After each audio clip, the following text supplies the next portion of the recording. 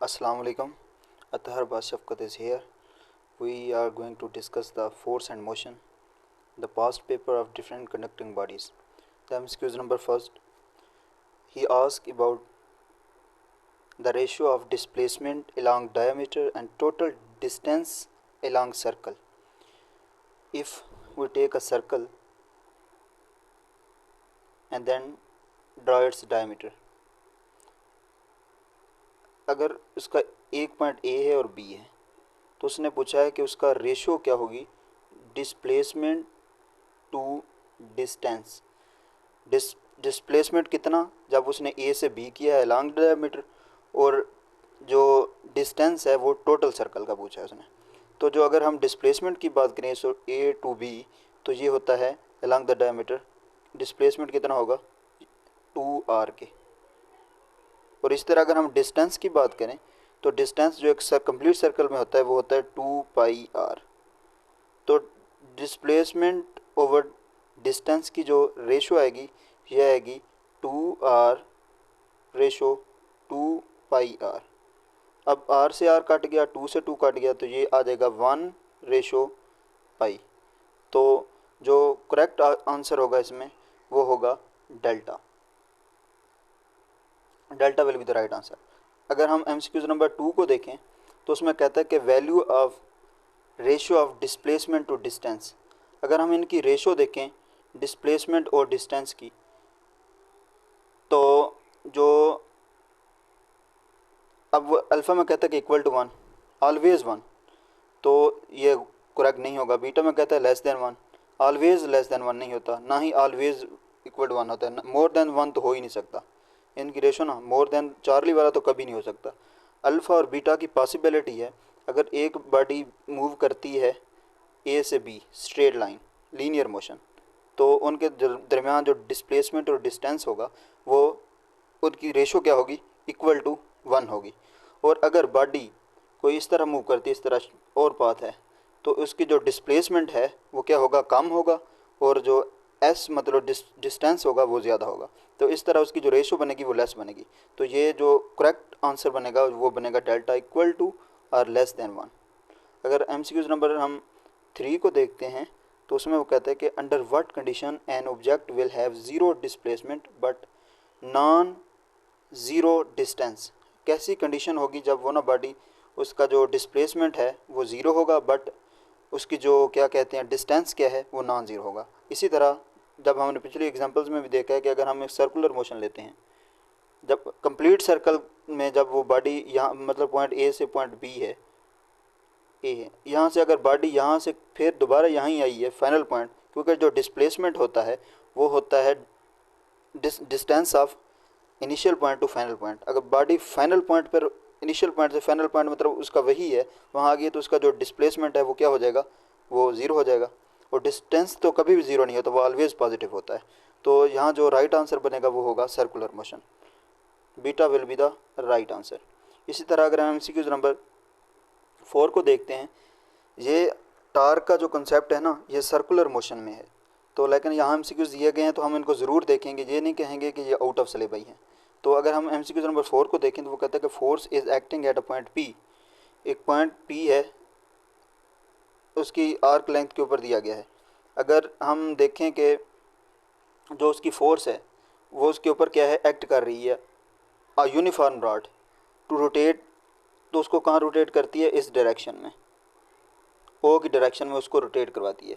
तो what is the torque about, तो torque जो होता है वो इस तरह होता है, torque is cross product of force and उसकी जो मोमेंट आर मतलब उसकी लेंथ की इक्वल होता है। तो आर एफ साइन थीटा होता है ना, आर एफ साइन थीटा। अब जो उसका एंगल है, अब देखा हमेशा जो एंगल होता है ना वो आर और एफ के दरमियान होता है, R R F sine theta होता है। तो यहाँ जो आर है मतलब उसकी लेंथ है, मोमेंट आर्म है, तो वो कितना है ओ पी है। और फोर्स, अब एंगल देखना है किसके दरमियान है, एंगल इनके दरमियान नहीं है। तो एंगल जब इनके दरमियान नहीं होता तो फिर हम क्या करते हैं 90 माइनस थीटा करते होते हैं। और इसी 90 माइनस थीटा को हम क्या बोलते हैं, साइन 90 माइनस थीटा को कॉस थीटा भी बोलते हैं। तो इसका जो राइट आंसर होएगा एमसीक्यूज नंबर 4 का वो होएगा delta O P F cos theta. Charlie नहीं होगा, क्योंकि जो एंगल है और एफ और आर के दरमियान नहीं है, एफ और किसी वाई एक्सिस के साथ एंगल बना रहा है, उसको एक्स एक्सिस के साथ बनाना चाहिए था। तो इसलिए जो राइट आंसर जो होगा वो होगा डेल्टा। अगर हम एमसीक्यूज नंबर 5 को देखें तो ratio of the moment of inertia of two object A and B is 2:3, what is the following ratio. जो उसकी रेशो है किसकी, मोमेंट ऑफ इनर्शिया की, वो 2:3 है। What is the ratio of the torque, अब टॉर्क की क्या रेशो होगी, if both being rotating with constant angular acceleration. अब देखें जो टॉर्क होता है वो होता है इनर्शिया और इसका क्या प्रोडक्ट होता है एंगुलर एक्सेलरेशन का। अब एंगुलर एक्सेलरेशन तो कांस्टेंट है, ये वही सेम उस तरह कॉन्सेप्ट होता है F is equal to M A वाला। एम जो है इनर्शिया जो है मास की तरह डील करता है, एक्सेलरेशन जो है एंगुलर एक्सेलरेशन की तरह, फोर्स जो होती है टार्क की तरह। इसी तरह अगर हम इसको कांस्टेंट कर दें उसके एंगुलर एक्सेलरेशन को, तो टार्क का उसके साथ उसकी मोमेंट ऑफ इनर्शिया जिस तरह फोर्स का मास के साथ डायरेक्ट रिलेशन हो जाता है, इसका इस तरह टार्क का उसकी मोमेंट ऑफ इनर्शिया के साथ क्या होगा, डायरेक्ट रिलेशन होगा। अगर उसकी मोमेंट ऑफ इनर्शिया की रेशो क्या है 2:3 है, तो जो उसकी टार्क की रेशो होगी वो भी 2:3 होगी, इसलिए राइट आंसर इसका होगा बीटा। इसी तरह अगर हम नेक्स्ट प्रोसीड करें एमसीक्यूज नंबर 6 की तरफ, उसमें कहता है कि अ बार ऑफ लेंथ, उसकी कितनी है लेंथ एल है, pivoted at a O is acted by force act at an angle theta with vertical line as shown in the figure. UHS की एमसीक्यूज इसी तरह सेम उसका कॉन्सेप्ट है, एफ इज इक्वल टू वही torque वाला टा is equal to L F sine theta, L F sine theta. अब देखेंगे फिर उसका जो एंगल है ना वो किसके दरमियान है, वो फिर एक्स वाई एक्सिस के साथ एंगल बना रहा है। अब क्या होगा, ये जो एंगल होगा ये होगा 90 minus theta sine 90 minus theta, जो कि किसके इक्वल होता है, कॉस थीटा के इक्वल होता है। तो इसका जहाँ जो उसका राइट आंसर बनेगा वो चार्ली बनेगा, Charlie will be the right answer. Same concept के ऊपर एमसीक्यूज आएगी। अगर हम एमसीक्यूज नंबर 7 को देखते हैं, if we double the moment arm the value of torque become. अगर हम मोमेंट आर्म को डबल कर दें, मोमेंट, अब देखें कि जो ना फोर्स है ये टॉर्क है, टॉर्क ये क्रॉस प्रोडक्ट होता है मोमेंट आर्म का किसके साथ, उसके साथ मोमेंट आर्म का एंगुलर एक्सेलरेशन के साथ। तो इसके साथ अगर उसने डबल किया है मोमेंट आर्म को, तो वैल्यू ऑफ टॉर्क जो होगी वो डबल हो जाएगी। तो इसका जो राइट आंसर बनेगा वो होगा चार्ली, 2 टाइम्स। इस तरह अगर हम एमसीक्यूज नंबर 8 को देखते हैं, a force is applied to a beam at distance d from a pivot, the force act at an angle q to the line perpendicular to the beam. अब फिर उसी तरह ही ये सेम वही कॉन्सेप्ट है, वो कहता है कि which combination will cause the largest turning effect about the pivot. अब उसका जो है ना इसका जो राइट आंसर होगा वो होगा बीटा। वो किस तरह होगा हम उसको देखते हैं। अब देखें कि अब जिस तरह फोर्स होता है टार्क है, टा इज इक्वल टू इसका डॉट प्रोडक्ट है। तो अब अगर हम इसको देखें कि किस कम्बिनेशन के ऊपर उसका लार्जेस्ट टर्निंग इफेक्ट होगा, अब फोर्स और डिस्प्लेसमेंट का जो है एफ डी कॉस थीटा है, तो जब भी एंगल बढ़ेगा, क्योंकि यहाँ हम उसको क्या डील करेंगे, यहाँ हम उसको साइन थीटा से डील करेंगे, तो जैसे जैसे एंगल बढ़ता जाएगा मतलब तब उसकी वैल्यू क्या होगी, एंगल बढ़ने से उसकी वैल्यू कम हो जाएगी। तो एफ़ की वैल्यू लार्ज होनी चाहिए, डी की वैल्यू लार्ज होनी चाहिए और एंगल जो है उसका स्मॉल होना चाहिए। तो इसका जो राइट आंसर बनेगा वो बनेगा बीटा। इसी तरह अगर हम एमसीक्यूज नंबर 9 को देखें, जिसमें वो कहता है कि व्हाट टॉर्क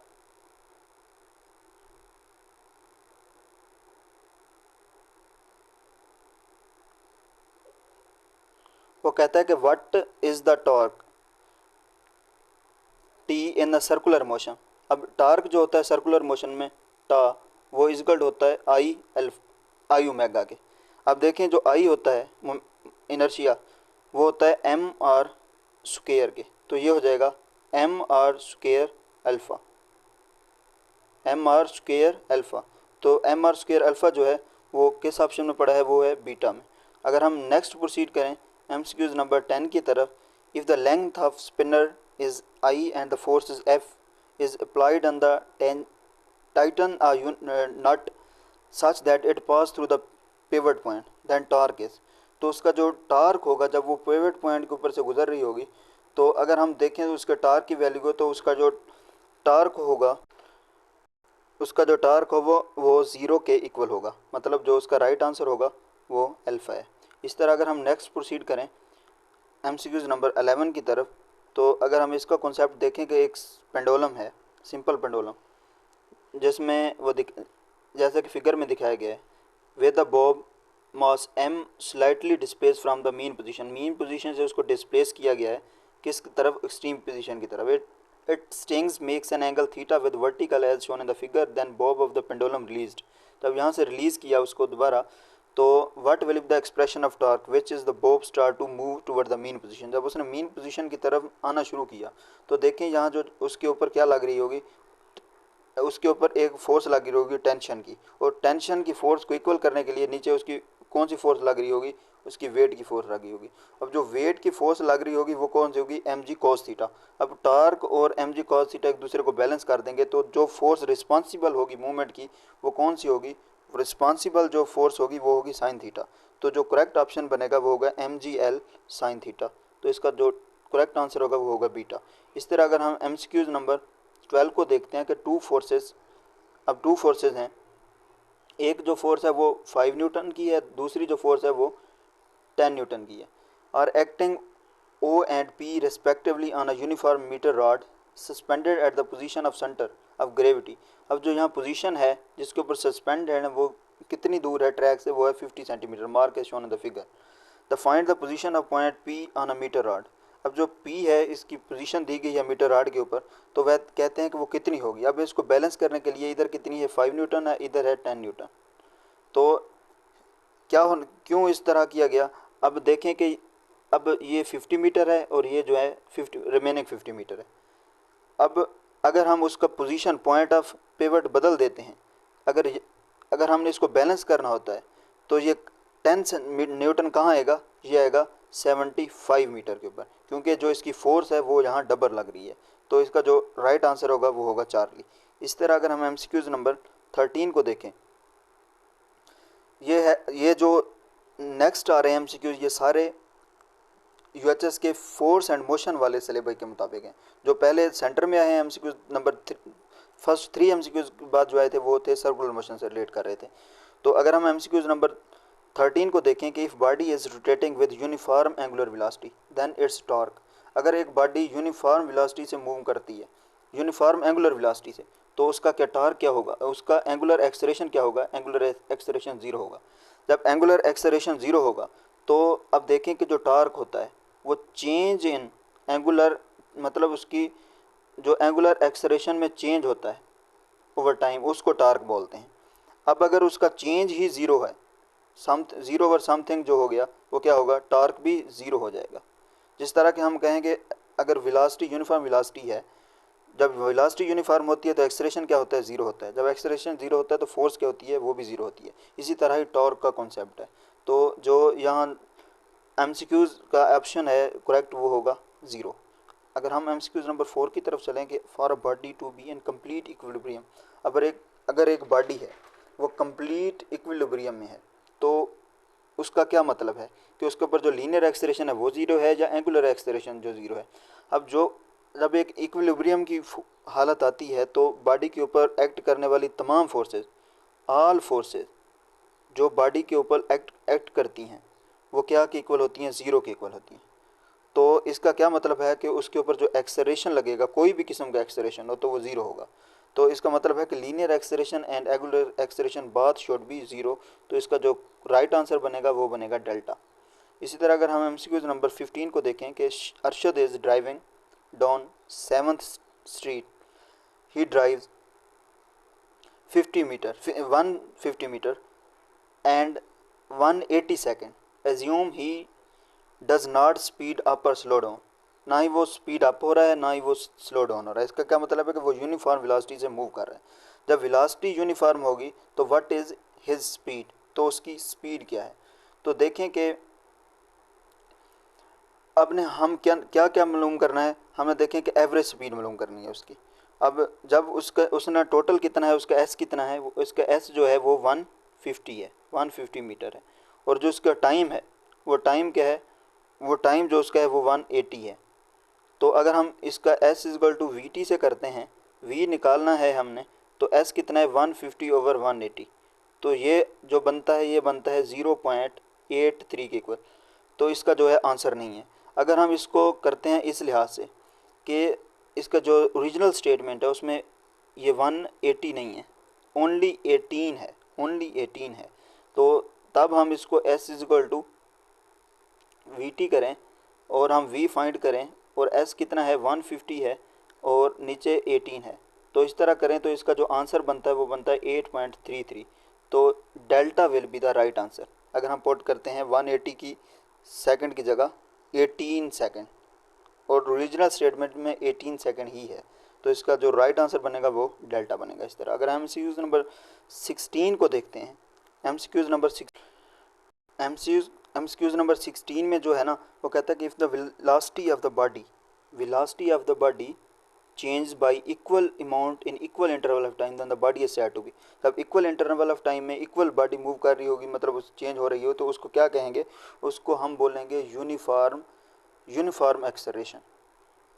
तो इसका क्या होएगा, इसका जो है राइट आंसर बनेगा वो बनेगा बीटा, यूनिफॉर्म एक्सेलरेशन। इस तरह अगर हम नेक्स्ट प्रोसीड करें एमसीक्यूज नंबर 17 की तरफ, वो कहता है कि अ बॉडी इज, एक बॉडी है जो मूव करती है विद इनिशियल वेलोसिटी। उसकी इनिशियल वेलोसिटी कितनी है, उसकी initial velocity 2 kilometre per second है, 2 किलोमीटर पर सेकंड। अगर after a time of 50 second velocity become 1.5 kilometre per second, it's magnitude of acceleration will be. हमने उसको क्या करना है, उसकी एक्सेलरेशन की मैग्नीट्यूड फाइंड करनी है। तो देखेंगे जो एक्सेलरेशन होता है वो होता है V F minus V I over T. तो वी एफ कितना है, यह है, अगर हम इसको किलोमीटर में को कैंसिल करें मीटर में करें तो 1500 मीटर पर सेकंड बनेगा और 2000 बन जाएगा। और इसको टाइम कितना है 50 है, तो ये आ जाएगा 500 ओवर 50। अगर ये इसको काटें ये 10 बचता है, तो ये -10 मतलब डीसेलरेट हो रहा है, तो इसका जो राइट आंसर बनेगा वो बनेगा डेल्टा। इसी तरह अगर हम एमसीक्यूज नंबर 18 की तरफ प्रोसीड करते हैं तो देखते हैं कि इधर वो कहता है कि distance travelled by a car with velocity 15 meter per second in 2 seconds when it decelerates at rate of 2 meter is equal to। तो यहाँ क्या हमने फाइंड करना है, हमने उसका डिस्टेंस फाइंड करना है जो उसको जब उसने डिसरेट किया है, तो ये होगा s is equal to V I T. तो डिसरेट किया है तो जो इसका एक्सेलरेशन लगाएंगे 1/2 80 स्क्वायर 80 स्क्वायर। तो इसका यहाँ क्या है, वी आई कितना है, जो इनिशियल वी आई थी, जो इनिशियल वेलोसिटी थी वो थी 15, जो टाइम था वो था 2 माइनस 1/2 एक्सेलरेशन जिससे डिसरेट किया, माइनस इसलिए लगाया है, तो वो होगा 2 और टी कितना था 2 और 2 का स्क्वायर 4 हो जाएगा, 2 से 2 कट गया तो ये आ जाएगा 30 माइनस 4। तो इसका जो राइट आंसर बनेगा वो बनेगा 26 इसका आंसर बनेगा। तो वो किस में पड़ा है, चार्ली ऑप्शन में, तो Charlie will be the right. अगर हम एमसीक्यूज नंबर 19 की तरफ प्रोसीड करें और देखें कि a cyclist is travelling at 15 metre per second, 15 metre per second से मूव कर रहा है, वो अप्लाई करती है brakes that she does not collide with the wall in form her distance 18 metre, calculate the magnitude of deceleration. अब उसने ना ब्रेक अप्लाई किया और वो कितना डिसरेट किया है उसने, तो उसको वो हमने मालूम करना है। तो इसके लिए हम 19 एमसीक्यूज के ऊपर फार्मूला लगाएंगे 2 AS equal to V F का स्क्वायर माइनस वी आई का स्क्वायर। अब क्या मालूम क्या करना है, हमने ए मालूम करना है। तो जो उसका वी एफ है जिससे वो मतलब उसने क्या कर रहा था अप्लाई ब्रेक की, तो वी एफ क्या होगी 0 हो जाएगी, और अब जो इसका डिसरेशन है वो भी माइनस में है, मतलब ए भी माइनस में, अब माइनस से माइनस कट जाएगा ये वाला, और वी कितना है, वी 15 है, इसको मल्टीप्लाई करें 15 से, मतलब स्क्वायर है इसका, तो नीचे कितना आएगा 2 मल्टीप्लाई बाई 18। तो ये हो जाएगा, जो इसका आंसर बनेगा वो बनेगा एमसीक्यूज नंबर 9 में 6.3, मतलब 15 मल्टीप्लाई 15 ओवर 36, तो ये 6.3 बनेगा, तो alpha will be the right answer. इसी तरह अगर हम एमसीक्यूज नंबर 20 को देखें, वो कहता है कि which of the following we T graph represent the constant acceleration. कौन सा वीटी ग्राफ जो है ना कांस्टेंट एक्सेलरेशन को ज़ाहिर करता है। अब देखें कि बीटा में देखें तो ये जो है ना वेलोसिटी क्या है, वेलोसिटी यूनिफॉर्म है, मतलब उसकी जो वेलोसिटी है वो, तो एक्सेलरेशन क्या होगा, एक्सेलरेशन जो है उसका वो ज़ीरो होगा, कांस्टेंट एक्सेलरेशन नहीं होगा। अब अगर चार्ली में देखें तो ये डिसलेरेशन होगा, ये भी नहीं बनेगा, बीटा भी नहीं बनेगा। अल्फ़ा में देखें जिस तरह कांस्टेंट एक्सेलरेशन वो होता है कि जिस तरह वेलोसिटी चेंज हो रही है उस तरह ही टाइम के साथ, मतलब तो जितनी चेंज वेलोसिटी में है उतनी ही चेंज टाइम में है, तो वो क्या होगा, स्ट्रेट लाइन होगी जो ओरिजिन से पास करेगी, तो alpha will be the right answer. इस तरह अगर हम एमसीक्यूज नंबर 21 की तरफ चलते हैं तो वो कहता है कि द स्लोप, जब स्लोप का लफ्ज़ होता है तो उसका क्या मतलब होता है, स्लोप का मतलब होता है कि जो उनके दरमियान रेशो है। अब वेलोसिटी और टाइम का स्लोप, इसका मतलब है कि वेलोसिटी और जो टाइम का जो है रेशो है, तो वो क्या होता है, वाई एक्सेस ओवर एक्सेस का जो रेशो है, तो ये जो होगा मतलब ये वेलोसिटी है, तो इसका जो वेलोसिटी ओवर टाइम मतलब acceleration is not constant at different point then body is moving with, तो इसका क्या मतलब है कि वो कांस्टेंट नहीं है, तो यूनिफॉर्म वेलोसिटी तो नहीं कहेंगे ना ही कांस्टेंट एक्सेलरेशन कहेंगे और ना ही एवरेज एक्सेलरेशन कहेंगे। तो इसका क्या है मतलब है कि एक्सेलरेशन इंक्रीज़ हो रहा है मतलब या डिक्रीज़ हो रहा है, तो यहाँ अब ऑप्शन है इंक्रीजिंग एक्सेलरेशन का, तो beta will be the right answer. इसी तरह अगर हम एमसीक्यूज नंबर 22 की तरफ प्रोसीड करें तो देखें कि 22 में कहता है कि the vertical velocity of ball throne upward with time. अब जब भी हम किसी चीज़ को वर्टिकली अपवर्ड थ्रोन करते हैं तो जो उसकी वेलोसिटी होगी वो टाइम के साथ क्या होती है, टाइम के साथ कम होती है। जो उसकी वेलोसिटी है वो टाइम के साथ कम होती है, जैसे जैसे टाइम बढ़ता है, लीनियरली कम होती है, डिक्रीज लीनियरली। तो इसका जो ऑप्शन बनेगा वो alpha will be the right answer होगा। अगर हम इसी तरह एमसीक्यूज नंबर 23 को देखते हैं जिसमें वो कहता है कि Newton first law of motion is also known as. अब न्यूटन के फर्स्ट लॉ के मोशन को हम क्या कहते हैं, लॉ ऑफ इनर्शिया कहते हैं, मतलब तमाम acting forces on the body are all the acceleration are equal to zero, तो इसका जो राइट आंसर बनेगा वो होगा अल्फ़ा, लॉ ऑफ इनर्शिया। इस तरह अगर हम प्रोसीड करते हैं एमसीक्यूज नंबर 24 की तरफ तो उसमें कहता है कि if two objects of equal masses are moving, अगर दो ऑब्जेक्ट्स हैं इक्वल मासेज के हैं वो मूव कर रहे हैं toward each other with the same speed, then what will be the total final momentum after the elastic head on collision. अब देखें जब हेड ऑन कोलिजन होता है और इलास्टिक कोलिजन होता है ना, अब देखें कि collision momentum after the collision and the momentum before the collision. अब एम वी और एम वी, ये भी पहले भी था एम वी, बाद में भी एम वी था, तो जब हम ये आपस में मूव कर रहे हैं अपोजिट वेलोसिटी के साथ, तो जो वेलोसिटीज़ होती हैं वो अपोजिट फॉर्म में क्या हो जाती हैं, एक ही बॉडी की अपोजिट फॉर्म में जिस तरह दिखाया गया तो वो क्या हो जाती हैं, नेगेटिव हो जाती हैं। तो इसका जो मोमेंटम है, मोमेंटम क्योंकि वेक्टर है तो अपोजिट डायरेक्शन ये कैंसिल करती हैं एक दूसरे को, तो इसका जो सम हो जाएगा वो जीरो के इक्वल हो जाएगा, तो राइट आंसर जो बनेगा वो डेल्टा बनेगा। अगर हम एमसीक्यूज नंबर 25 की तरफ प्रोसीड करें तो वो कहता है कि a force of 12 Newton acts on a car and change it's momentum from, वो कितना मोमेंटम चेंज करते हैं, वो 36 किलोग्राम पर सेकंड टू 60 किलोग्राम पर सेकंड है, तो the time during which the change occur will be. अब टाइम हमने मालूम करना है। अब हम देखें कि अगर न्यूटन के second law according to momentum conservation के मुताबिक F is equal to M V F minus M V I over T.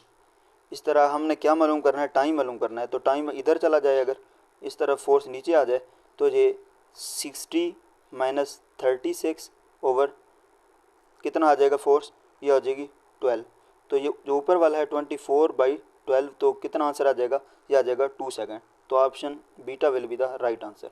इस तरह अगर हम प्रोसीड करें टूवर्ड 26 एमसीक्यू जिसमें वो कहता है कि in elastic collision when mass body massive body collide with light body, जिस तरह के मैसिव बॉडी जो है ना M1 वो बहुत ज़्यादा है, जो M2 है वो बहुत कम है, और M2 जो है उसकी जो वेलोसिटी है वो कितनी है, ज़ीरो है।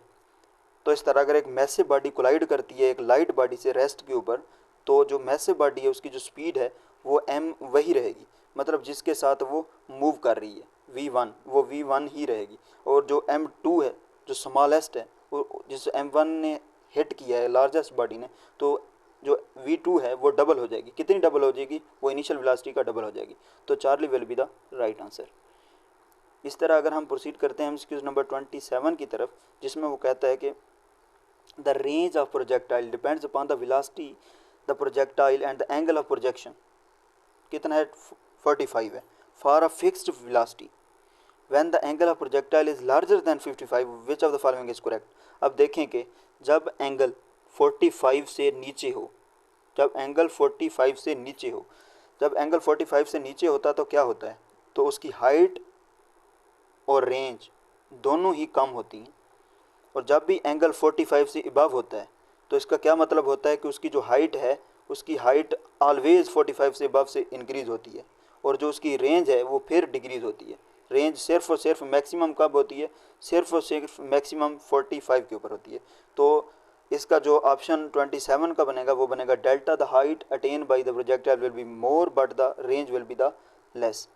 तो delta will be the right answer. इस तरह अगर हम प्रोसीड करें एमसीक्यू नंबर 28 की तरफ, उसमें कहता है कि dash missile is called ballistic missile.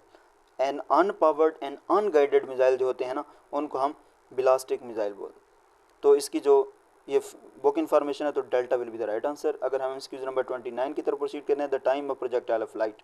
अब जो फ्लाइट का टाइम होता है, मतलब एक प्रोजेक्टाइल का प्रोजेक्शन से दोबारा नीचे आना, अपने टारगेट को अचीव करके आना, मतलब दोबारा सेम वही हाइट के ऊपर आना, डिस्प्लेसमेंट के ऊपर आना, तो वो होता है 2 VI sin थीटा पर जी।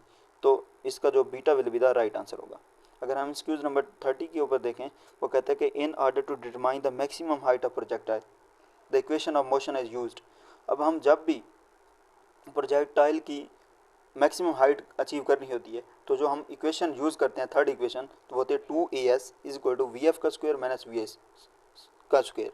तो जो राइट ऑप्शन है वो बीटा ही पड़ा है इक्वेशन, और कोई भी ऑप्शन राइट नहीं है, तो beta will be the right answer.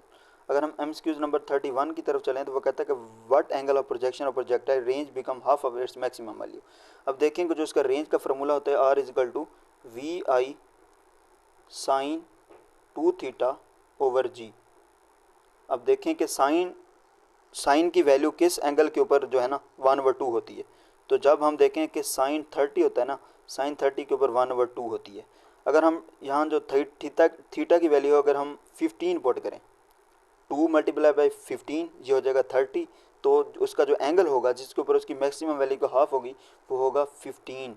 तो alpha will be the right answer. इसी तरह अगर हम प्रोसीड करें एमसीक्यू नंबर 32 की तरफ, वो कहते हैं कि if we drop an object will initial velocity zero. Initial velocity कितनी है? ज़ीरो है। How far will it fall in time. तो हम उन्हें उसका क्या करना है, हमने 32 में उसका टाइम मालूम करना है। तो अगर हम इसके ऊपर ना फार्मूला अप्लाई करें, S is equal to 1/2GT²। मालूम क्या करना है? टाइम मालूम करना है। तो इसका जो टाइम होगा, आप देखें कि क्या है, S क्या है उसका, मतलब कि उसने पूछा कि हाउ फार फॉल, मतलब S पूछा है, तो ये होगा S इज इक्वल टू, इसको हम इस तरह लिख सकते हैं, G क्या होता है 9.8 ओवर 9.8 ओवर 2T का स्क्वायर। तो ये जो है ना, ये कितना आ जाएगा 0.49T का स्क्वायर आ जाएगा। तो जो राइट आंसर बनेगा वो बनेगा 4.9T का स्क्वायर। तो beta will be the right answer. इस तरह अगर हम प्रोसीड करते हैं एमसीक्यूज नंबर 33 के ऊपर, वो कहते हैं कि what is the shape of the velocity time graph for the constant acceleration. अब जब भी कांस्टेंट एक्सेलरेशन का वर्ड आता है तो इसका क्या मतलब होता है कि वेलोसिटी ओवर टाइम का जो रेशो है, जितना वेलोसिटी चेंज हो रही है उतना ही टाइम चेंज हो रहा है, मतलब उनके दरमियान सेम है, तो वो ओरिजिन से पास करेगा स्ट्रेट लाइन। तो इसका जो स्ट्रेट लाइन होगा वो beta will be the right answer. इसी तरह अगर हम एमसीक्यूज नंबर 34 को देखते हैं, वो कहते हैं कि which of the following is the correct definition of variable velocity. अब वेरिएबल वेलोसिटी की जो करेक्ट डेफिनेशन होती है वो होती है unequal displacements are made in equal interval of time. ऐसा नहीं होता कि इक्वल डिस्प्लेसमेंट और in unequal interval of time, ये गलत हो जाएगा। जो चार्ली पढ़ा है ना कि unequal displacement are made in equal interval of time, तो Charlie will be the right answer. इसी तरह अगर हम प्रोसीड करते हैं एमसीक्यूज नंबर 35 के ऊपर, वो कहते हैं कि stone thrown horizontally from the top of tall building follows path. जो जब उसको थ्रोन किया गया है, मतलब कोई उसको वेलोसिटी दी गई है, तो वो उसका जो होगा वो प्रोजेक्टाइल मोशन होगी। प्रोजेक्टाइल मोशन में कौन सा पाथ होता है? वो पैराबोलिक होता है। तो delta will be the right answer. इस तरह अगर हम बात करते हैं एमसीक्यू नंबर 36 के ऊपर, वो कहते हैं कि which of the following is incorrect. अब इनकरेक्ट को क्या करना है? फाइंड करना है, करेक्ट नहीं इनकरेक्ट। अल्फा में कहता है कि reaction force on a body is always balance by the action force. नहीं, कभी भी न्यूटन थर्ड लॉ के मुताबिक एक्शन रिएक्शन फोर्स एक दूसरे को बैलेंस नहीं करती। बीटा में कहता है कि reaction action force is always equal, ये इक्वल होती हैं। चार्ली में कहता है बीटा सही है, मतलब इनकरेक्ट नहीं है। अगर चार्ली में देखें वो कहता है action and reaction force never act in the same body, नहीं सेम बॉडी के ऊपर एक्ट नहीं करती, वो डिफरेंट बॉडी। और डेल्टा को देखें, Newton third law is always valid in all situation, ये भी गलत है। लेकिन हम यहाँ ना प्रेफर करेंगे अल्फा को, क्योंकि वो न्यूटन थर्ड लॉ को ना खुद ब खुद टोटली वायलेट कर रहा है। तो जो मोर सूटेबल आंसर होगा वो होगा reaction force on a body is always balance by the action force. तो इसका जो ऑप्शन बनेगा वो alpha will be the right answer होगा। ये UHS 2022 का है। अगर हम एक्सक्यूज नंबर 37 के ऊपर प्रोसीड करें, वो कहते हैं कि which of the following is the correct definition of variable velocity. तो वही MCQs आ गया है, रिपीट हुआ है UHS में। वो कहता है कि unequal displacement are made in equal interval of time, तो Charlie will be the right answer. इस तरह अगर हम MCQs नंबर 38 के ऊपर चलते हैं, वो कहते हैं कि in the displacement time graph if the slope is constant and the velocity. जब स्लोप कांस्टेंट है, स्लोप क्या मतलब है, डिस्प्लेसमेंट टाइम ग्राफ के स्लोप का मतलब है कि उसकी वेलोसिटी। तो जो वेलोसिटी कांस्टेंट है, मतलब V/T का वो रिलेशन पूछ रहा है, तो इसका क्या मतलब है कि जो उनके दरमियान ग्राफ बनेगा, सॉरी ये D लिखना था इधर, तो D/T, तो इसका जो बनेगा वो रीजन से पास करेगा तो कांस्टेंट होगा, तो beta will be the right answer. इस तरह अगर हम मूव करते हैं MCQ नंबर 39 के ऊपर, वो कहता है कि द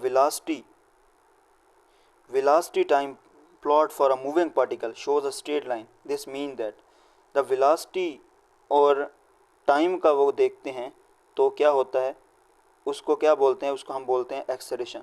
और 39 में जो लिखा गया है उसका है कि particle has a constant acceleration, क्योंकि वो जो उसका वो ना मूविंग पार्टिकल है, तो हम उसको रीजन से पास कराएंगे उसकी जो स्ट्रेट लाइन है, क्योंकि बॉडी ऑलरेडी मूव कर रही है।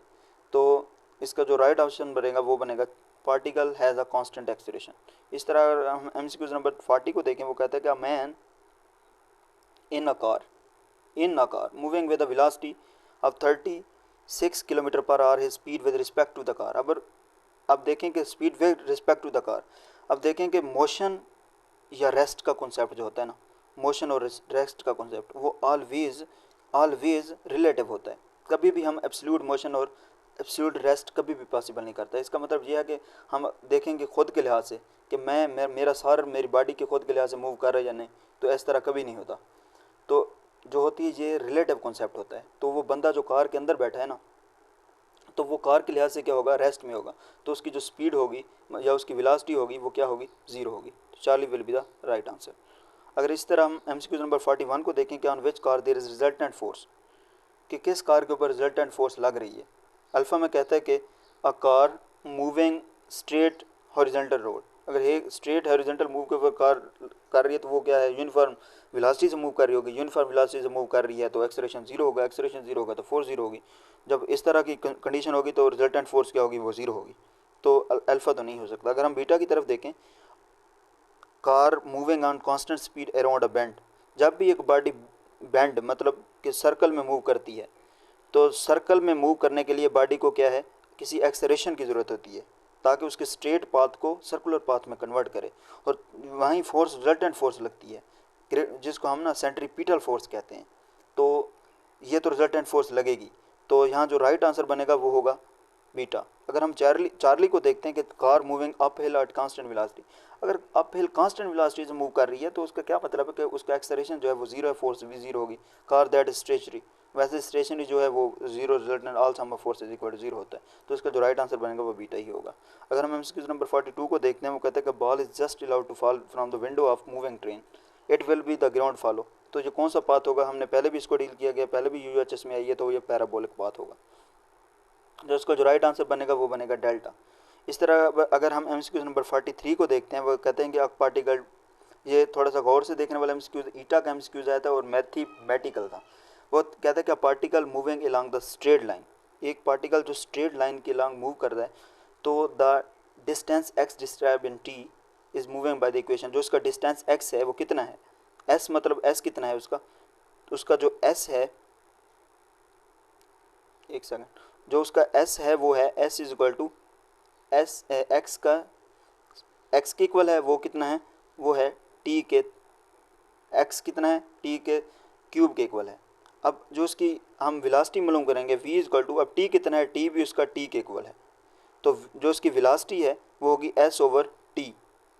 तो s कितना है, t3 है, t कितना है, t के इक्वल है। अब t से t ऊपर कट गया, ऊपर बच गया t का स्क्वायर, तो क्या हुआ, जो वेलोसिटी है वो कितनी कितनी हुई, t के स्क्वायर के इक्वल है। हमने मालूम क्या करना है, हमने एक्सेलरेशन मालूम करना है। अब जो एक्सेलरेशन होता है वो कितना होता है, v ओवर t होता है, वेलोसिटी का रेशो ओवर टाइम का रेशो। अब वेलोसिटी कितनी है, वेलोसिटी t का स्क्वायर है और टाइम कितना है, t है, फिर t से t कट गया तो एक्सेलरेशन कितना बचा, एक्सेलरेशन बचा t के इक्वल। अब t किसके इक्वल है, t a के इक्वल है। अब a कितने के इक्वल है, a के इक्वल है, तो a जो होगा वो 1 के इक्वल हो जाएगा। तो इसका जो राइट आंसर बनेगा वो बनेगा अल्फा। अगर हम नेक्स्ट प्रोसीड करें तो इसका जो राइट आंसर बना है वो अल्फा है। अगर हम नेक्स्ट प्रोसीड करें एमसीक्यू नंबर 40 के ऊपर, 44 के ऊपर, तो वो कहते हैं कि ball is thrown vertically upward with velocity. अब जो उसकी वेलोसिटी है वो कितनी है, 9.8 है। It takes 10 second to reach the highest point. ये अब then the acceleration of the ball. अब देखें जब बॉल को ऊपर फेंका गया वो नीचे आती है तो उसके ऊपर एक ही फोर्स अमल कर रही थी, वो होती है ग्रेविटी की। अब जब बॉल ऊपर जा रही होती है तो उसके ऊपर क्या है, उसके ऊपर ग्रेविटी एक्ट कर रही है। अब जो ग्रेविटी एक्ट कर रही है वो क्या है, ऊपर की तरफ, तो ग्रेविटी के साथ क्या आएगी, नेगेटिव वैल्यू आएगी। अब जो होगा वो ऑलवेज डाउनवर्ड होती है, क्योंकि अब बॉल ऊपर की तरफ मूव कर रही है, ग्रेविटी डाउनवर्ड मूव कर रही है। Then the acceleration of the ball उसने पूछा है, उसने ये नहीं पूछा कि उसका जो एक्सेलरेशन उसको दिया गया है, उसने एक्सेलरेशन ऑफ द बॉल पूछा है, वो 9.8 होगा। तो जो उसका राइट आंसर बनेगा वो बनेगा -9.8 मीटर पर सेकंड स्क्वायर। तो that will be the right answer. इस तरह अगर हम प्रोसीड करते हैं एमसीक्यू नंबर 45 के ऊपर, वो कहता है कि a ball drop from the roof of very tall building, what is velocity after falling for 5 second. तो उसकी 5 सेकंड के बाद फॉल करने के बाद उसकी जो होगी वेलोसिटी वो क्या होगी। तो उसका ना हमने एक मतलब एक तरफ से, जिस तरह हम प्रोजेक्टाइल को उसने नीचे फेंकाया कहते हैं, उस तरह क्या हम उसके वन टाइम डायरेक्शन का जो टाइम होता है वो लगाते हैं, V I is equal to V over G. तो वी आई कितना है, वी आई जो है उसका वो टी अब दिया गया है, अब वी आई हमने फाइंड करना है, जी कितना है, वो कितना है 9.8 है। अब अगर हम उसके टी से उसकी जी को हम क्या करते हैं, मल्टीप्लाई करते हैं, मतलब 5 मल्टीप्लाई बाई 9.8, तो ये आंसर आता है 49। तो Charlie will be the right answer. इसी तरह अगर हम डील करें एमसीक्यू नंबर 46 के ऊपर, वो कहता है कि projectile is launched at 45 to the horizontal with initial kinetic energy assuming resistance negligible, resistance negligible है। What will be the kinetic energy of projectile when it reach the highest point. अब highest point के ऊपर देखेंगे जो उसकी kinetic energy highest point के ऊपर होती है वो होती है kinetic energy at the initial cos square theta, kinetic energy initial cos square theta. अब देखेंगे जो उसका एंगल है वो कितना है, 45 है। अब देखेंगे अगर हम 45 पुट करते हैं, कॉस 45 1/2 का स्क्वायर होता है, अंडर रूट 1/2, तो अंडर रूट 1/2 का स्क्वायर, तो ये आ जाएगा 1/√2। तो इसकी वैल्यू जो होगी वो कितनी होगी, वो होगी 7.9 होगी, और 7.9 का स्क्वायर होगा क्योंकि स्क्वायर है, और 1/√2 कितना होता है, 1/√2 होता है 0.7। अब इसका स्क्वायर है तो ये आ जाएगी 0.50, मतलब उसकी जो काइनेटिक एनर्जी है वो हाईएस्ट पॉइंट के ऊपर उसकी काइनेटिक एनर्जी के इनिशियल का हाफ हो जाएगी। तो इसका जो आंसर बनेगा वो बनेगा बीटा। अगर हम देखें एमसीक्यूज नंबर 47 को, वो कहता है कि weight rather than mass be used in calculating. अब जो वेट है वो रादर देन मास यूज़ होता है, कहाँ यूज़ होता है, ये ग्रेविटेशनल फोर्सेज में होता है, क्योंकि वहाँ ग्रेविटी एक्ट कर रही होती है। W is equal to M G, W is equal to M G. तो यहाँ जो राइट आंसर बनेगा वो बनेगा डेल्टा। इस तरह अगर हम एमसीक्यूज नंबर 48 को देखें, वो कहते हैं कि the numerical ratio of displacement to distance. अब हमने फिर देखा था ये एमसीक्यूज दोबारा आया हुआ है, यूएचएस में 3 मरतबा है ये एमसीक्यूज। अगर इसकी रेशो को देखें डिस्प्लेसमेंट टू डिस्टेंस की, तो वो क्या होती है, या लेस देन 1 होती है या इक्वल टू होती है, क्योंकि जो डिस्प्लेसमेंट है वो इक्वल टू डिस्टेंस होता है या less than 1 less than distance होता है, कभी भी ग्रेटर देन डिस्टेंस नहीं होता। तो ये जो राइट आंसर बनेगा वो डेल्टा ही बनेगा। अगर हम एमसीक्यूज नंबर 49 को देखें, वो कहता है कि two ball collide each other, it has observe that the collision is elastic. Collision कौन सा है, कोलिजन इलास्टिक है। Which statement advocate the observation, कौन सी स्टेटमेंट ऑब्जर्वेशन को देखती है। अब देखें कि उसने दो तरह के पॉइंट आते हैं। अब यहाँ लिखेंगे मोमेंटम बिफोर कोलिजन और momentum after collision. Kinetic energy before collision और काइनेटिक एनर्जी आफ्टर कोलिजन। अब लोग ना यहाँ उठा के जल्दी जल्दी मोमेंटम या काइनेटिक एनर्जी में से मोमेंटम लगा देते हैं पहले, क्योंकि वो समझते हैं कि मोमेंटम ना सब कोलिजन में मोमेंटम जो है ना बिफोर एंड आफ्टर कोलिजन। अब उसने जब कह दिया कि कोलिजन इलास्टिक है, तो उसके कहने का मतलब ये है कि हमें कहना चाहिए कि उसकी काइनेटिक एनर्जी जो बिफोर कोलिजन और काइनेटिक एनर्जी आफ्टर कोलिजन वो इक्वल है। मोमेंटम तो हर तरह के कोलिजन में इक्वल होता है ना, तो बीटा इसका करेक्ट आंसर नहीं होगा, इसका करेक्ट आंसर अल्फा होगा। Kinetic energy before collision is equal to kinetic energy after collision, तो इसका जो राइट आंसर बनेगा वो अल्फा बनेगा। इस तरह अगर हम डिस्कस करें एमसीक्यूज नंबर 50 को, the gradient of velocity time graph. अब जो ग्रेडियंट होता है वो स्लोप होता है, जो स्लोप होता है वो रेशो होती है Y axis over X axis के दरमियान। तो अगर हम देखें ग्रेडियंट वेलोसिटी ओवर टाइम का, तो ये क्या होता है, एक्सेलरेशन होता है। तो Charlie will be the right answer, acceleration. इस तरह अगर हम एमसीक्यूज नंबर 51 को देखें, एट व्हाट पीएफ angle for the projectile the range are equal. अब रेंज किस एंगल के ऊपर इक्वल होती है। अब देखें कि जब भी टू एंगल्स का सम 90 के इक्वल आ जाए, जब भी 90 के इक्वल आ जाए तो इसको बोलते हैं कम्प्लीमेंट्री एंगल, कम्प्लीमेंट्री एंगल। और जब कम्प्लीमेंट्री एंगल के ऊपर दो एंगल्स का सम 90 के इक्वल होता है तो उनकी रेंजेस भी इक्वल होती हैं। अब अगर हम अल्फ़ा को देखते हैं, यहाँ 20 है और 60 है, तो ये 80 के इक्वल होता है, यहाँ रेंज इक्वल नहीं होगी। अगर हम चार्ली को देखें, वहाँ 40 है और 60 है, तो यहाँ 100 के यहाँ भी रेंज इक्वल नहीं होगी। अगर 25 और 55 है, तो यहाँ जो है 70 बनेगा, तो यहाँ भी रेंज इक्वल नहीं होगी। रेंज इक्वल कब होगी, जब 60 और 30 है, तो ये 90 के इक्वल होगा, तो यहाँ कम्प्लीमेंट्री एंगल के लिए रेंज इक्वल होती है, तो beta will be the right answer. अगर इसी तरह हम मूव करें एमसीक्यू नंबर 52 के ऊपर, the two cars travelling in the straight road in the opposite direction with speed 60 kilometre per our and 70 kilometre per our, the relative velocity. अब जब बात आती है रिलेटिव वेलोसिटी की, सब तरह की रिलेटिव क्वांटिटीज़ का कोई यूनिट नहीं होता। जब भी बात आती है रिलेटिव वेलोसिटी की, तो रिलेटिव वेलोसिटी का यूनिट सेम रहता है, मीटर पर सेकेंड।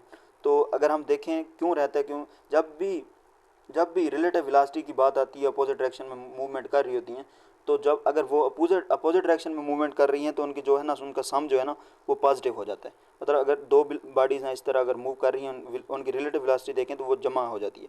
अगर दो वेलोसिटी सेम डायरेक्शन में मूव कर रही हैं, तो उनकी जो रिलेटिव वेलोसिटी है वो माइनस हो जाती है। अब दो कार्स हैं, एक की 70 और दूसरी की 60, या रिलेटिव वेलोसिटी अपोजिट डायरेक्शन में, तो क्या हो जाएगी, सम के इक्वल हो जाएगी, तो 130 इज राइट आंसर आएगा। Beta will be the right answer.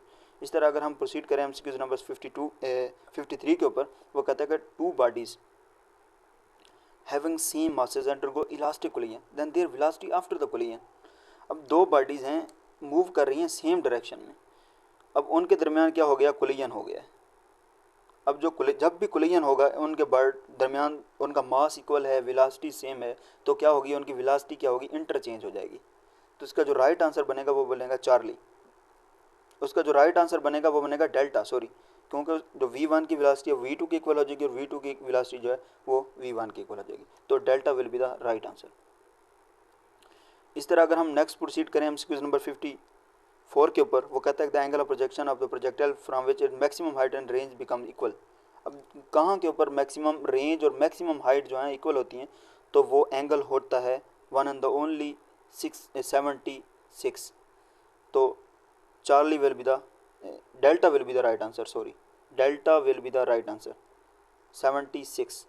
अगर हम मूव करते हैं 55 के ऊपर, द स्लोप ऑफ डिस्टेंस, सदम्बू का एमसीक्यूज है, अगेन आया यूएचएस में 3 बार आया और 3 टाइम्स आया, एंड सदम्बू में 2022 में फिर आएगा, slope of distance time graph. अब जो स्लोप होता है, देखें कि किसी भी क्वांटिटी का स्लोप जो उसकी देता है वो रेशो होती है वाई और एक्सेस के ऊपर, तो डिस्टेंस ओवर टाइम जो होता है ना, ये क्या होता है, ये स्पीड होता है, स्पीड। वेक्टर, जब वेक्टर दिया जाता है तो तब क्या होता है, वेलोसिटी, लेकिन यहाँ v मैंने ओनली v दिया, मैग्नीट्यूड दिया, इसका मतलब क्या है, उसकी स्पीड है। तो स्पीड कभी भी, कैन नेवर भी उसने लिखा है, तो स्पीड कभी भी नेगेटिव नहीं होती, ज़ीरो भी हो सकती है, कांस्टेंट भी हो सकती है और पॉजिटिव भी हो सकती है, क्योंकि डिस्टेंस कभी भी नेगेटिव नहीं होता, कभी भी डिस्टेंस ऑलवेज पॉजिटिव होता है। तो इसलिए इसका जो राइट आंसर बनेगा वो बनेगा बीटा, नेगेटिव। अगर हम एमसीक्यूज नंबर 56 के ऊपर मूव करते हैं, वो कहता है कि eight highest point in projectile motion the velocity will be. जब हाईएस्ट पॉइंट के ऊपर होते हैं हम प्रोजेक्टाइल मोशन में, हाईएस्ट पॉइंट के ऊपर इस तरह, तो जो उसका वी एक्स होता है, वी एक्स तो सेम रहता है, कांस्टेंट रहता है, लेकिन जो उसका कौन सा जो चेंज होता है vertical component of velocity V Y, वो क्या हो जाता है, ज़ीरो हो जाता है। तो यहाँ जो 56 का राइट ऑप्शन बनेगा वो बनेगा डेल्टा। इसी तरह अगर हम MCQ नंबर 57 को देखें, अब बॉडी, एक बॉडी है, covers displacement 10 metre towards north. अब ड्रा कर लेते हैं, ये नॉर्थ है, ये साउथ है, ये ईस्ट है और ये वेस्ट है। अब देखें कि बॉडी ने कितना मूव किया, नॉर्थ की तरफ 10 मीटर एंड रिटर्न्स बैक, और बैक मूव किया अगेन फिर कितना, 10 मीटर टूवर्ड साउथ। अब डिस्प्लेसमेंट है तो डिस्प्लेसमेंट क्या हो जाता है, नेगेटिव में भी होता है तो कैंसिल हो जाता है, वेक्टर क्वांटिटी है तो ये ज़ीरो हो जाएगा। और क्या डेल्टा लगाएंगे, नहीं, जब उसने डायरेक्शन दे दी है तो क्या होगी डायरेक्शन उसकी, जब उसने मूव किया अगेन दूसरी तरफ, क्योंकि वेक्टर क्वांटिटी है उसने कैंसिल किया है, तो उसकी जो डायरेक्शन होगी वो भी हम लिखेंगे, वो क्या लिखेंगे, north to south. Only zero, delta only zero नहीं होगा, होगा 0 metre along north to south. तो Charlie will be the right answer. इस तरह अगर हम मूव करते हैं MCQ नंबर 58 के ऊपर, वो कहता है कि Newton's first law of motion which quantity remain constant. अब न्यूटन्स के फर्स्ट लॉ के अकॉर्डिंग वेलोसिटी जो होती है ना, वो क्या होती है, कांस्टेंट होती है, क्योंकि all the forces act on the body is equal to zero, acceleration भी ज़ीरो होता है, इसलिए वेलोसिटी क्या आएगी, कांस्टेंट आएगी। तो जो इसका राइट आंसर होएगा वो होएगा अल्फा। इसी तरह अगर हम मूव करते हैं MCQ नंबर 59 के ऊपर, कहता है कि लॉ ऑफ इनर्शिया सेटिस्फाइड। अब जो लॉ ऑफ इनर्शिया होता है वो किस चीज़ को सेटिस्फाइड करता है, तो वो करता है कंडीशन ऑफ द इक्विलिब्रियम। मतलब इक्विलिब्रियम का क्या मतलब है कि सम ऑफ ऑल द फोर्सेस जो बॉडी के ऊपर एक्ट करती हैं वो क्या है, किसके इक्वल हैं, वो ज़ीरो के इक्वल है। तो इसका जो राइट आंसर बनेगा वो बनेगा अल्फा। अगर हम MCQ नंबर 60 के ऊपर देखें, कहता है कि approximate a projectile is launch its velocity is maximum at. जब भी प्रोजेक्टाइल लॉन्च करता है तो उसकी वेलोसिटी कब होती है, देखें कि इस तरह एक प्रोजेक्टाइल है, कौन सा प्रोजेक्टाइल है, ये उब्लीक प्रोजेक्टाइल है, ये उसका क्या है, पॉइंट ऑफ प्रोजेक्शन है, और ये पॉइंट ऑफ जब वो क्या करता है, लॉन्चिंग करता है, तो उसकी जो मैक्सिमम वेलोसिटी होती है, यहाँ पे मैक्सिमम होती है पॉइंट ऑफ प्रोजेक्शन के ऊपर, यहाँ पॉइंट ऑफ लॉन्चिंग के ऊपर जो होती है ना, वो मैक्सिमम होती है। तो यहाँ अल्फ़ा में पॉइंट ऑफ लॉन्चिंग, बीटा में हाईएस्ट पॉइंट, चार्ली में बिटवीन लॉन्चिंग एंड हाईएस्ट, नहीं बिटवीन लॉन्चिंग एंड हाईएस्ट नहीं, पॉइंट ऑफ प्रोजेक्शन और या पॉइंट ऑफ लॉन्चिंग। तो यहाँ only alpha point of projection will be the right answer. अगर हम MCQ नंबर 61 को देखें, the net displacement divided by the total time is known as. अब नेट डिस्प्लेसमेंट जो होता है ना, net displacement divided by the total time, जो टोटल टाइम के साथ उसको डिवाइड करने से निकलता है, तो जो भी टोटल का लफ्ज़ आता है दो क्वांटिटीज़ के दरमियान, तो इसका क्या मतलब है, इसका मतलब है उसका एवरेज लिया जा रहा है। जब भी टोटल का लफ्ज़ आएगा ना तो उसका एवरेज लिया जा रहा होगा। टू क्वांटिटीज़ की रेशो सेम है और उसका टोटल लिया जा रहा है, या डिफरेंट है उनका टोटल लिया जा रहा है, तो उसकी जो टर्म होगी वो एवरेज के लिए यूज़ होगी। तो Charlie will be the right answer, average velocity. अगर हम मूव करें MCQ नंबर 62 के ऊपर, वो कहता है कि the velocity time graph of motion starting from the rest with uniform acceleration is a straight line. अब जो MCQ नंबर 62 है ये ईटा का MCQ है, तो वो कहता है कि वेलोसिटी और टाइम का जो रिलेशन है वो कब क्या होगा, स्ट्रेट लाइन होगा, तो जब होगा पासिंग थ्रू द ओरिजिन, तब वो क्या होगा, यूनिफॉर्म होगा, यूनिफॉर्म एक्सेलरेशन होगा। तो इसका जो राइट आंसर बनेगा वो डेल्टा बनेगा। अगर हम MCQ नंबर 63 को देखें कि a projectile is thrown at angle of 45 with horizontal and range is R1, और अगर उसी प्रोजेक्टाइल को वर्टिकल के साथ रेंज R2 से 45 से फेंकें तो फिर उसका R2 के साथ रिलेशन क्या होगा। अब देखें कि एंगल दोनों फॉर्म में ना, अगर हम उसको 45 करें या 90 से माइनस करें 45 को, तब भी उसका 45 ही इक्वल आता है। तो मतलब दोनों पॉइंट पे एंगल जो है ना 45 का ही बन रहा है, तो उसकी रेंज जो है ना दोनों फॉर्म में मैक्सिमम होगी और इक्वल होगी। तो इसका जो राइट आंसर बनेगा वो बनेगा Charlie, R1 is equal to R2। इसी तरह अगर हम मूव करते हैं MCQ नंबर 64 के ऊपर कि during projectile path air friction effects. अब जो प्रोजेक्टाइल मोशन होती है ना, तो उसकी एयर फ्रिक्शन जो इफेक्ट करती है ना, तो लोग लगा देते हैं कि हॉरिजॉन्टल मोशन ओनली, नहीं, जब भी हम एरोडायनामिक फोर्सेस मतलब एयर फ्रिक्शन या किसी भी और किस्म की फ्रिक्शन की बात करते हैं ना, तो हम इनको बोलते हैं एरोडायनामिक फोर्सेस। तो ये जो होती है ना टर्म, ये हॉरिजॉन्टल वेलोसिटी के लिए भी होती है और वर्टिकल वेलोसिटी, मतलब तमाम किस्म की मोशन के लिए होती है। तो इसका बहुत आएगा, बहुत हॉरिजॉन्टल एंड वर्टिकल मोशन।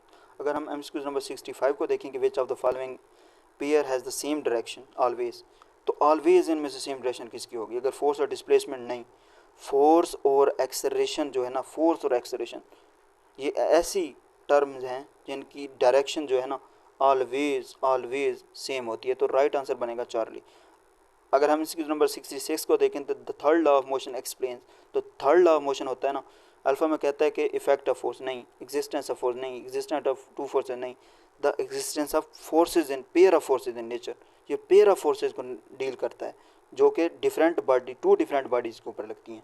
तो अगर हम देखें MCQ नंबर 67 को, वो कहता है कि स्टोन, एक स्टोन है, is drop from building of, उसकी लेंथ हाइट कितनी है, वो है 80 metre from height, in how much time will it touch the ground. अब कितने टाइम में वो उसको टच करेगा, कितने टाइम में टच करेगा। अगर देखें कि वो नीचे फेंका गया है तो हम इसके लिए फार्मूला लगाएंगे S इज इक्वल टू जी, मतलब G is equal to V/T लगा देते हैं।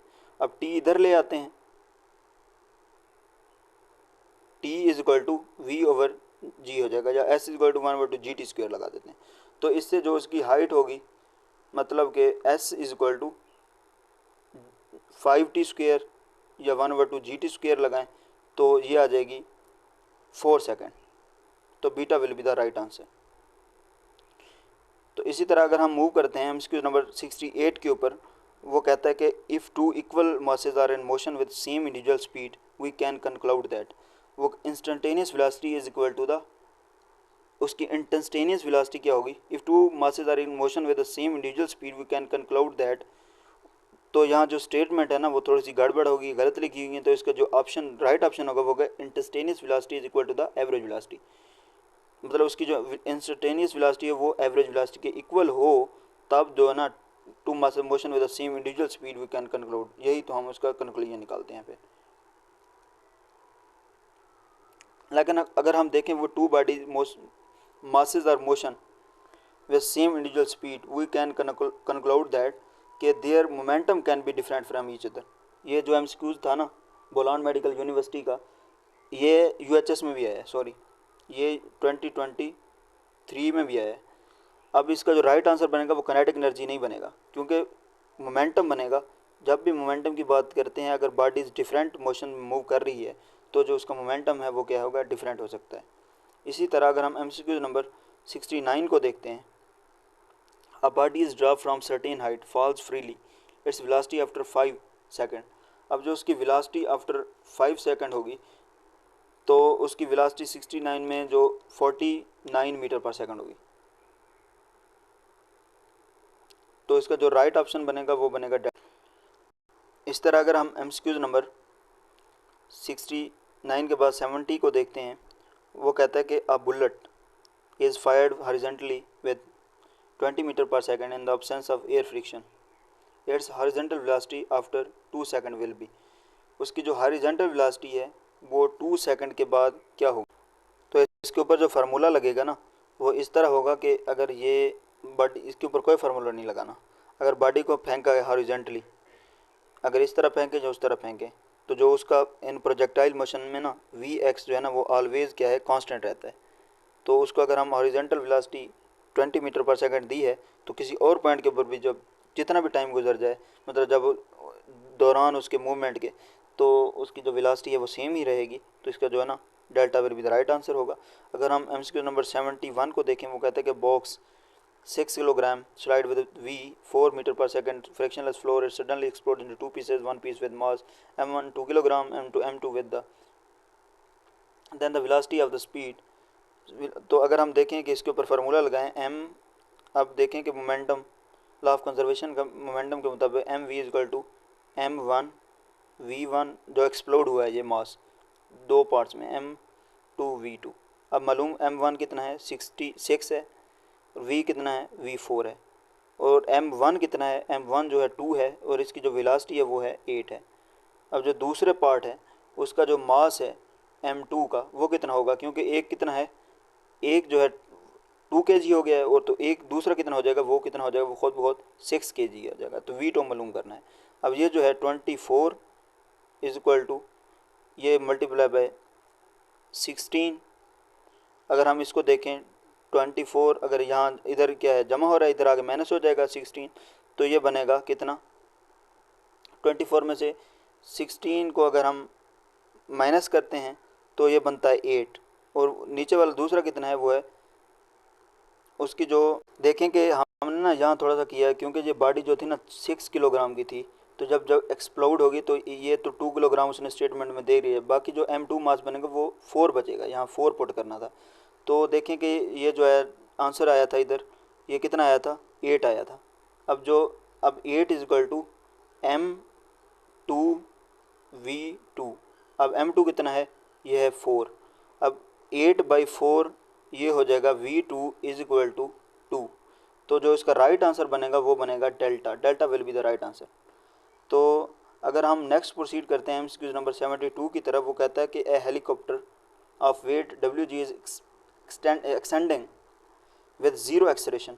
जब वो जीरो एक्सलेशन के साथ असेंड कर रहा है कि उसके ऊपर जो नेट फोर्स होगी, तो नेट फोर्स किसके इक्वल होगी, नेट फोर्स जीरो के ऊपर इक्वल होगी, क्योंकि वो असेंड कर रहा है जीरो एक्सलेशन के साथ। तो उसका जो वेट होगा, तो वेट उसका किसके इक्वल होगा, वो फोर्स के इक्वल होगा, जो उसको W इज इक्वल टू जी, मतलब जो उसको नीचे की तरफ खींच रही है। तो इसका जो ऑप्शन बनेगा वो delta will be the right answer होगा। अगर हम इसी तरह एमसीक्यू नंबर 73 को देखते हैं कि when a body moves with uniform velocity, जब एक बॉडी यूनिफॉर्म वेलोसिटी के साथ मूव कर रही है ना, तो उसका यही मतलब है कि उसकी इंस्टेंटेनियस वेलोसिटी और एवरेज वेलोसिटी क्या है, इक्वल है। यूनिफॉर्म वेलोसिटी का यही मतलब होता है कि एवरेज वेलोसिटी और इंस्टेंटेनियस वेलोसिटीज आर इक्वल। तो इसका जो डेल्टा विल बी है राइट आंसर होगा। इस तरह अगर हम एमसीक्यू नंबर 74 और लास्ट एमसीक्यूज हमारे उसको देखें, the rate of change of linear momentum of the body is equal to, तो rate of change of linear momentum of the body जो होता है ना, वो उसके फोर्स के इक्वल होता है। किस फोर्स के ऊपर, जो उसकी नेट फोर्स होती है, according to law of conservation of momentum in linear momentum, second law of motion के अकॉर्डिंग। तो ये थी आज की डिस्कशन हमारी फोर्स एंड मोशन के बारे में।